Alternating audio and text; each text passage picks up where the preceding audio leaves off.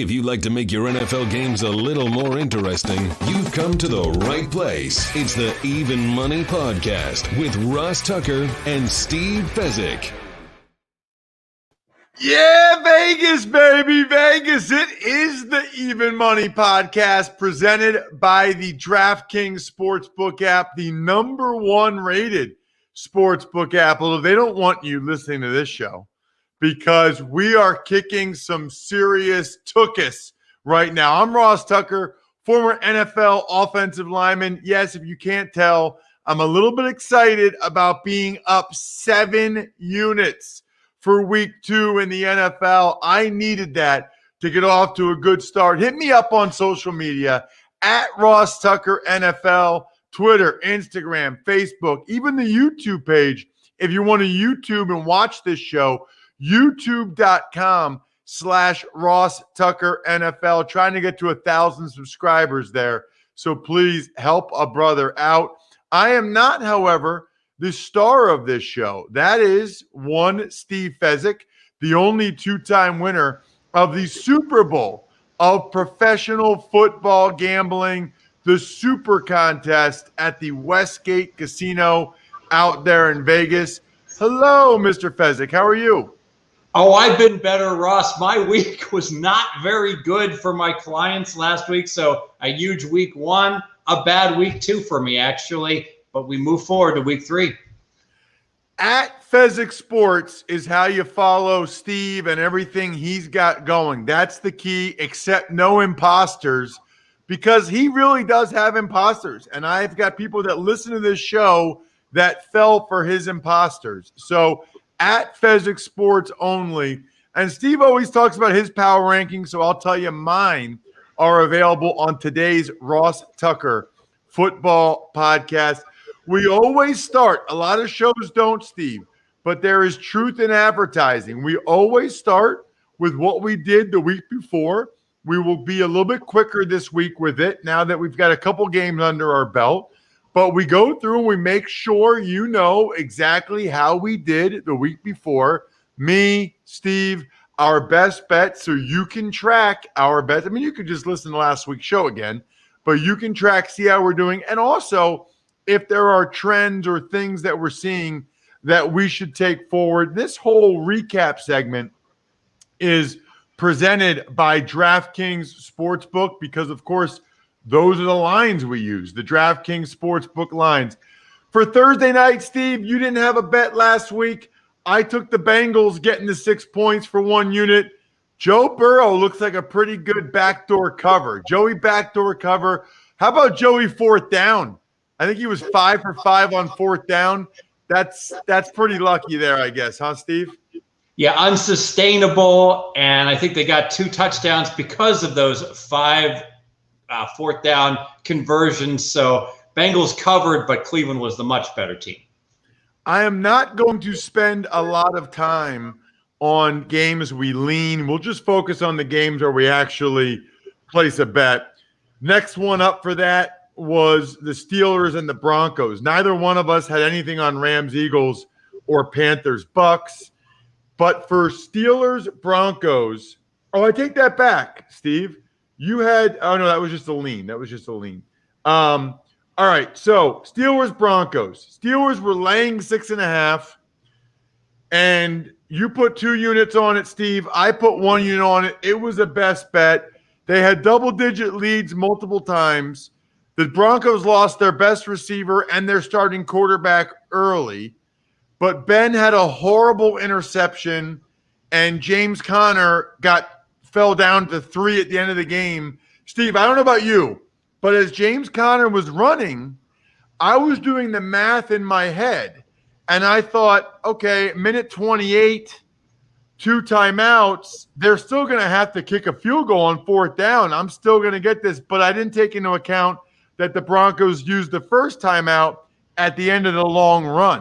So it was then, and then after 1st down, and then they had 2 more snaps with 0 timeouts. They were able to run the clock out. Not going to lie, Steve, that one hurt. That was a unit I thought we were getting for sure. Our best bet I thought we were getting for sure. Yeah, and you knock out the quarterback and the number 1 wide receiver goes down, you should cover regardless. So not impressive by Pittsburgh. And I can see the betting markets in general are fading on Big Ben and Pittsburgh going forward. Then we get to Falcons, Cowboys. We didn't have anything. Niners, Jets. We didn't have anything. Dolphins, Bills. I put 1 unit on the Dolphins. I just wanted to see if the Bills would have the maturity to continue to play well. And they were laying 5.5 points on the DraftKings Sportsbook app. My guy, I have some quarterbacks, Steve, that I just have faith that they are going to get the backdoor cover for me.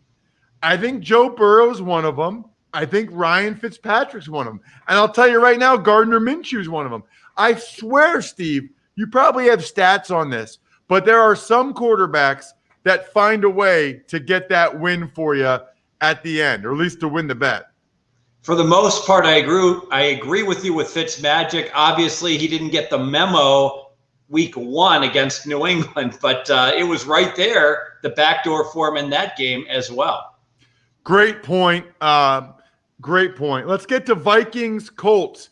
We went head-to-head on this one.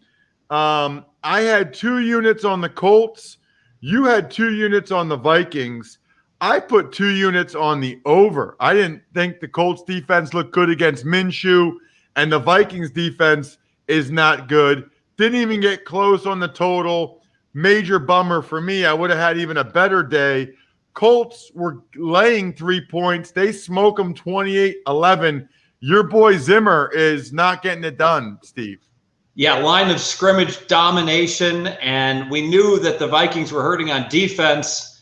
Wow, was that a horrible effort on offense? And Zimmer, historically, off of a loss, 76% against the spread. I got a feeling there's going to be a lot of data points this year of Vikings off losses. I'm not eager to re-enter with the Minnesota Vikings.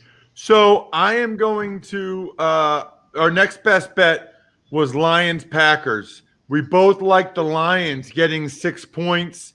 I put a unit on it. You put 2 units on it again. And the Lions were up 14-3, getting 6 points on the DraftKings Sportsbook app. We were up 20-3, and we lost the bet by 18 points. That's hard to do, Steve. Yeah, and if you bet Matthew Stafford as comeback player of the year, well, that pick 6 he threw to start the second half, that one's going to hurt, because I don't know if there's any coming back with the Lions at 0-2 and Patricia under fire. The Lions look like a team that just are going to underperform all year long.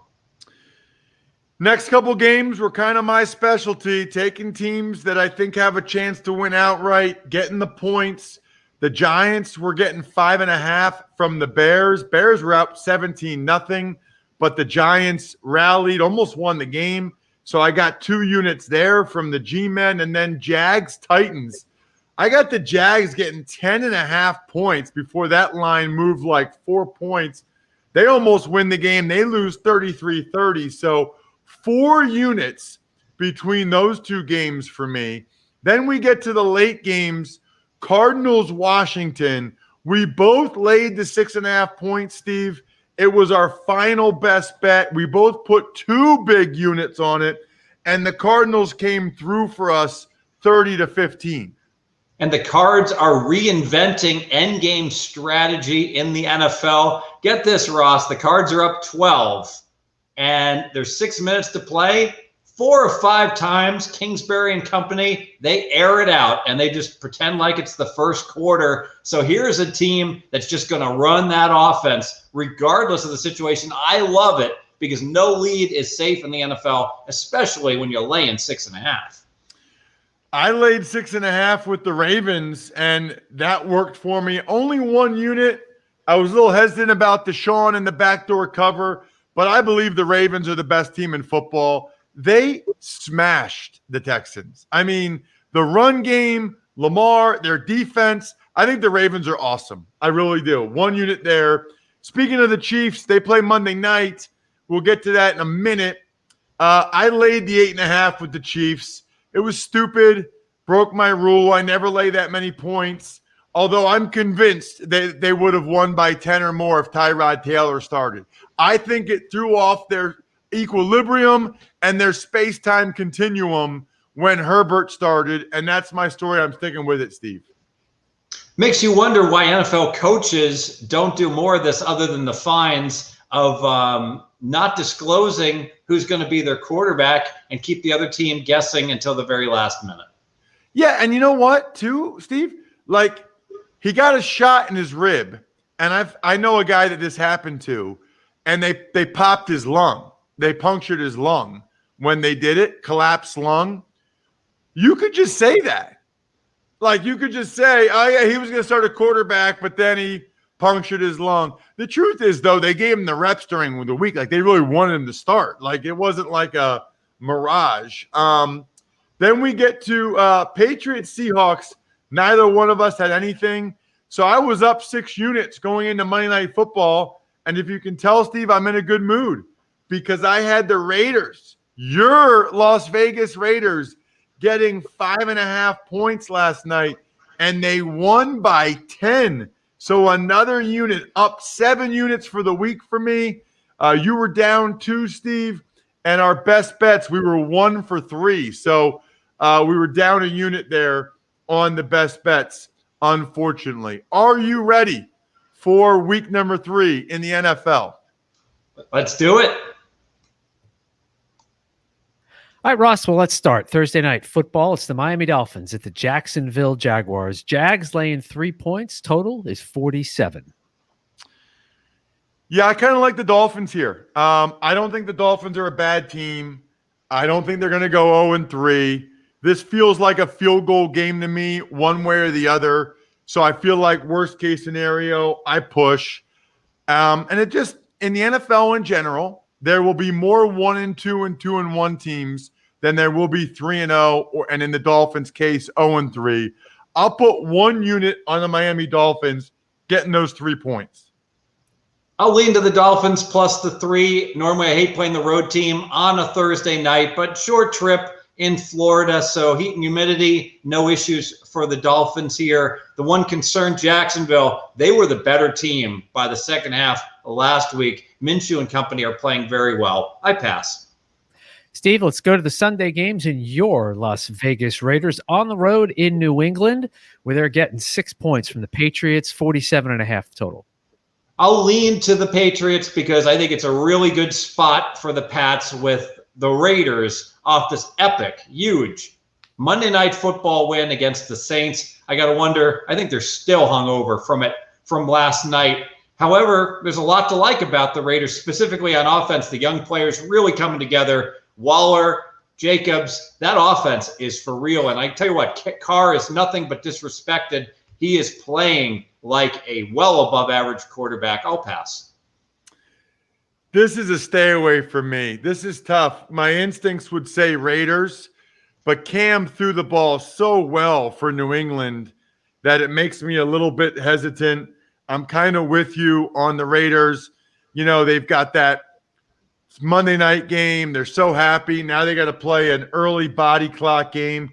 This is a stay away. I guess I would lean to the Raiders, but this is a stay away for me.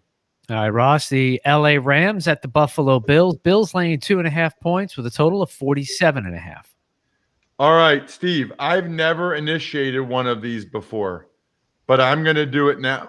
So let's talk to me about this, Steve. I'm thinking about teasing both the Rams up to 8 and the Vikings to 8.5. Counsel me on this. Do you feel that's a good move or just take both those teams individually? I like the teaser better. And, you know, Stanford Wong is a noted blackjack player, and he wrote a book, Sharp Sports Betting, that outlined basic strategy teasers, which summarized why you want to tease through the 3 and through the 7. So in general, I can tell you, I almost never bet +2.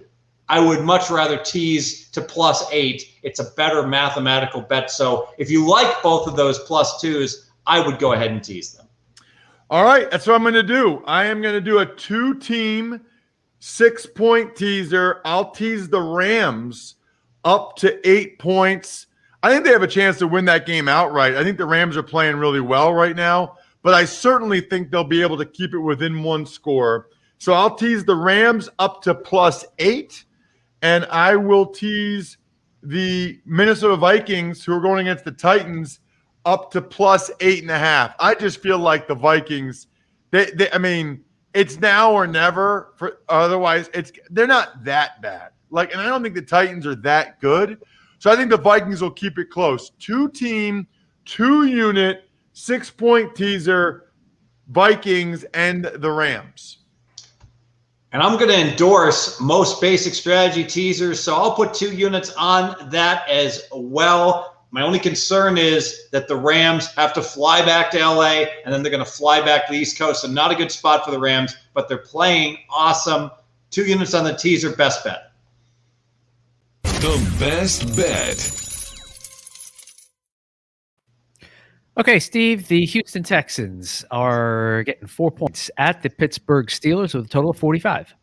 So my power ratings make the Steelers a much bigger favorite in this game, and I'm reluctant to do it because I don't want to play against a desperate 0-2 team, especially one in Houston that just had to play against the 2 best teams in the NFL in Kansas City and Baltimore. So clearly this is their winnable game, and we're going to get an all-in effort for Houston. I'll say this. We were worried about Houston having a healthy Cooks on the sideline. Last week, Fuller missed half the plays.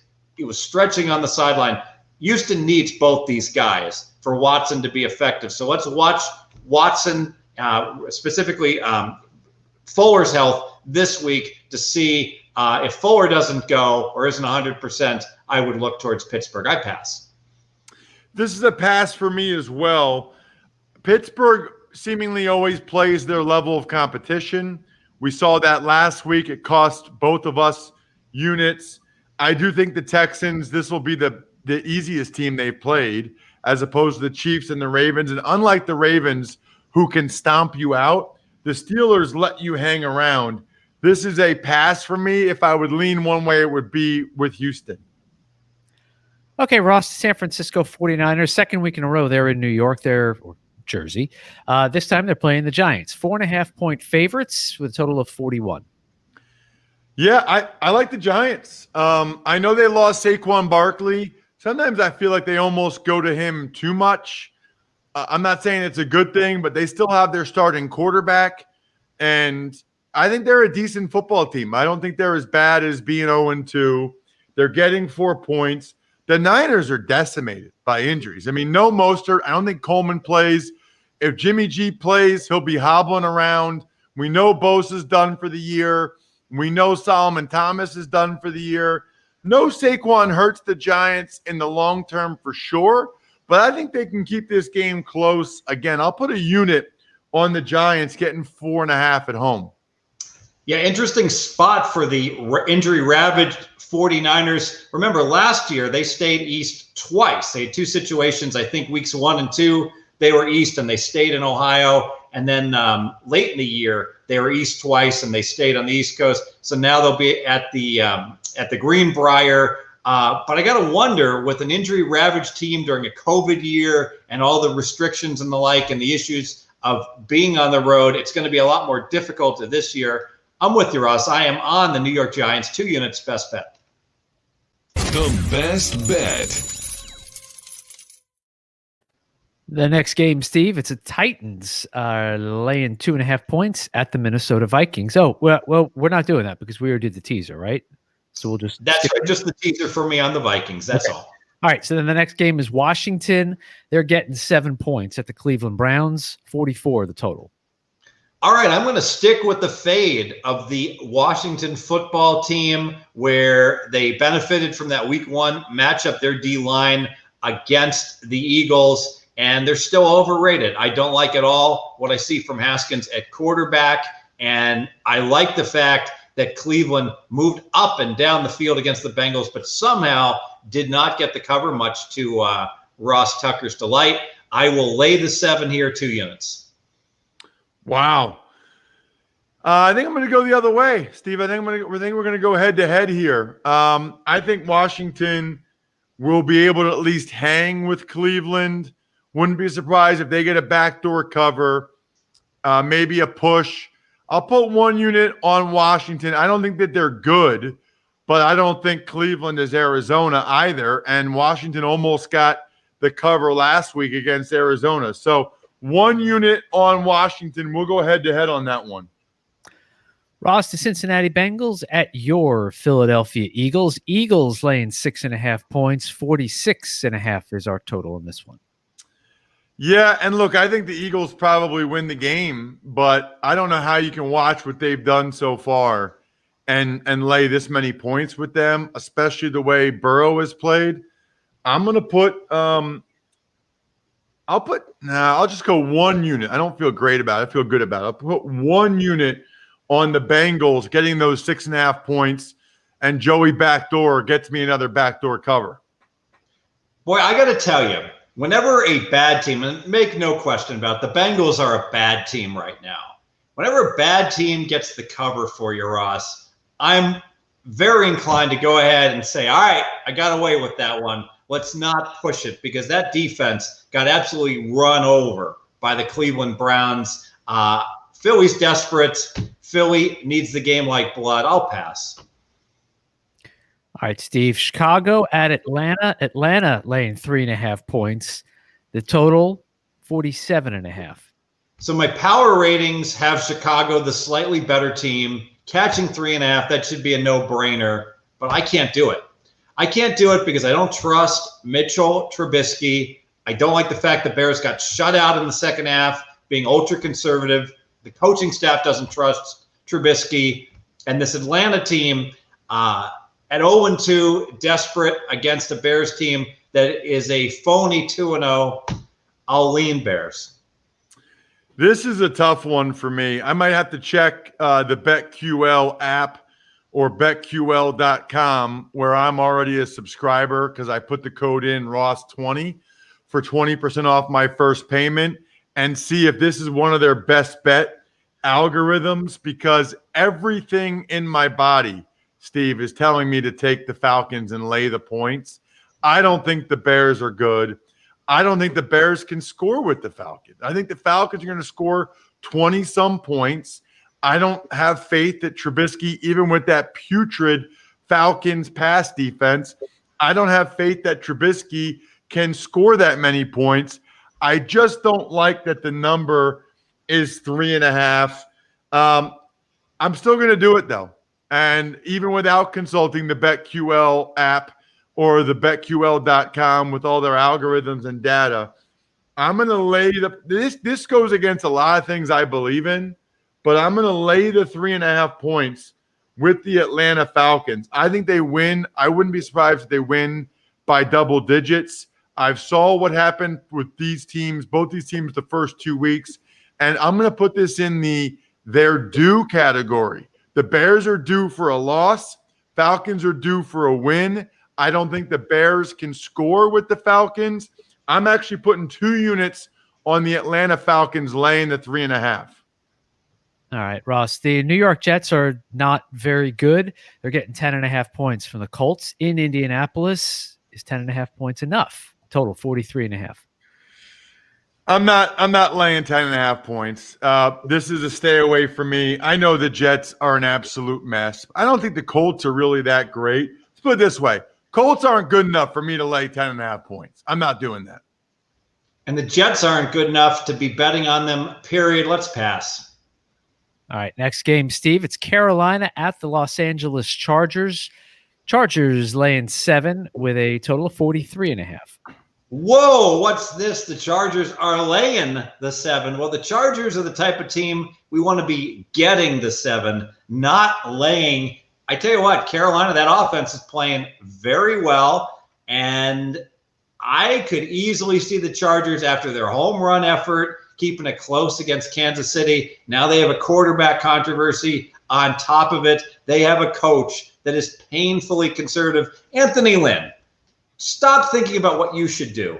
Just go ask Kansas City, hey, what would you like me to do here with 4th and 1 in overtime? Oh, you want me to go ahead and go for it? Or you want me to punt? I'll punt. I mean, come on. It's so obvious, and these coaches are so damn conservative. Okay, I ranted. I like the 7. 2 units. Yeah, I'm with you. I don't really understand this line. I think they're putting too much into Christian McCaffrey. I think it'll be Herbert again, and now I think Carolina will know it's Herbert again. I'll put 2 units on Carolina getting the 7 points as well. I think they got a chance to win the game. I think they'll at least keep it close. 2 units, Carolina. The best bet. The Arizona Cardinals laying 5.5 points at home against the Detroit Lions with a total of 54.5, Ross. Yeah, so I know that the Lions are probably due or blah, blah, blah. I don't think the Lions are that good. I think the Cardinals are. I'll lay the 2 units again with the Cardinals. I think Kyler Murray is in a different stratosphere than a lot of these other guys right now. I think the Cardinals are on a roll. I'm doing it again, laying the 5.5 points, 2 units with the Arizona Cardinals. I'm going to pass, but I love what Kingsbury is doing in terms of the ultra aggression, continuing to throw with the lead. That might make the difference in this game in terms of Arizona keeping the lead. I'll pass the game, though. Steve, what about Tampa Bay? They're laying 6 points on the road at the Denver Broncos. Total is 43. So I get it. Denver has some major injuries across the board, and now Drew Lock is out. However, the game's in altitude. It's in September. Teams are out of shape and not in game shape, and it's difficult to play in the altitude. So major advantage, Denver. And I am just not a Tom Brady fan anymore. I think that Brady is massively overrated. I'll go ahead and take Denver 2 units plus 6. Wow. I think there's in my opinion, whether it's Herbert or Driscoll, there's like an advantage when these guys come into the game or they play and you're not ready for them. I think it's different when you prepare for them all week. And I think Tampa is going to win this game by a touchdown or more as they continue to get better and they get Chris Godwin back. So I'm going to lay the 6 points on the road with the Bucs, 1 unit. Dallas, Ross, they are getting 4.5 points at the Seattle Seahawks. Total is 55.5. That number seems about right to me. I like Seattle. Russell Wilson's playing out of his mind, but Cowboys really started to pour it on in the second half against Atlanta, moving the football. So this is a stay away for me. I'm on Dallas here. I'm going to make the case Dallas is underrated. What happened last week? They really outplayed Atlanta completely. Now, why were they only 0.1% chance to win the game if that's the case? 3 turnovers, 2 failed fake punts.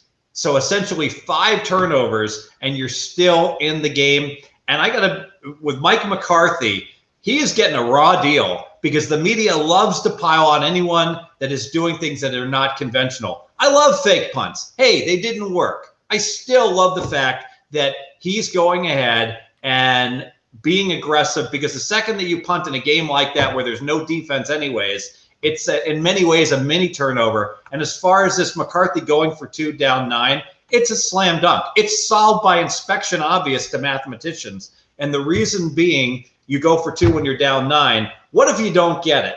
Now you got the rest of the game to game plan that you got to go super ultra fast because you need 2 scores. You don't kick the extra point, which you could miss, by the way, with kickers missing extra points. But you got to go for 2 anyways. So what difference does it make if you go for 2 earlier versus later? Well, if you go for 2 later, the game can essentially be over because you're not managing the clock properly. You go for 2 earlier in the game. It's absolutely the proper call. Stop piling on McCarthy for doing the right thing when everyone else does the wrong thing.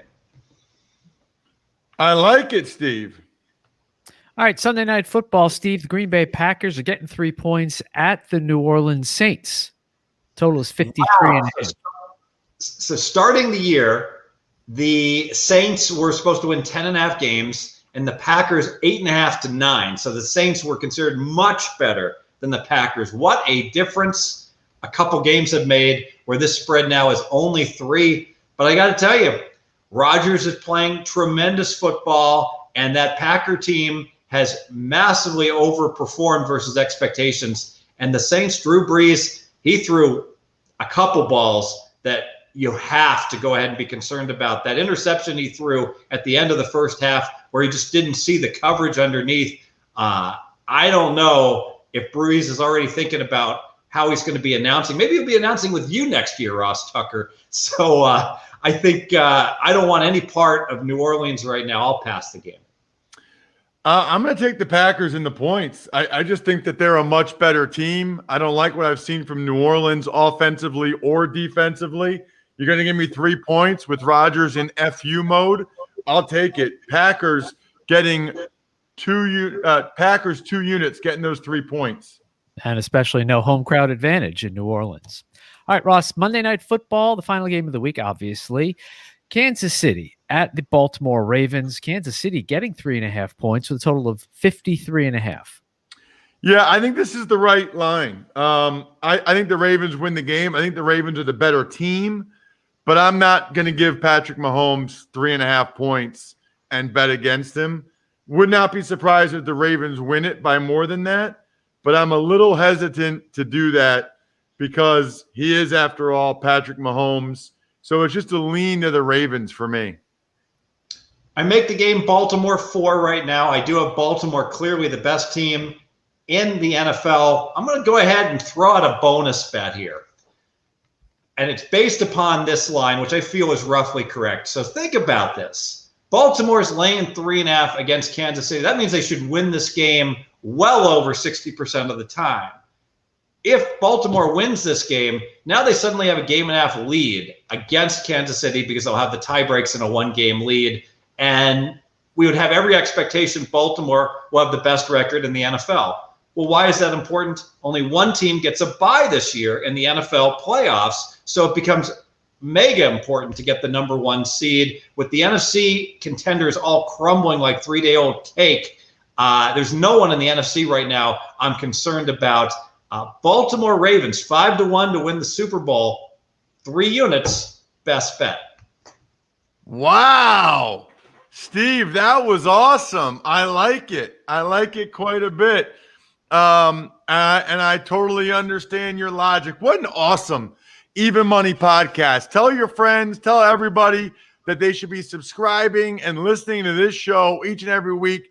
The show that helps you win. That's what we do consistently over the last 5 years. He is Steve at Fezzik Sports. I'm at Ross Tucker NFL. Everywhere on social media. Check out the other shows as well. Other than that, good luck, everybody. Hope you guys win some money. Thanks for listening to the Even Money Podcast. Make sure to also subscribe to the Ross Tucker Football Podcast, The Fantasy Feast, Business of Sports, and The College Draft. All available at Apple Podcasts, rosstucker.com, or wherever podcasts can be found.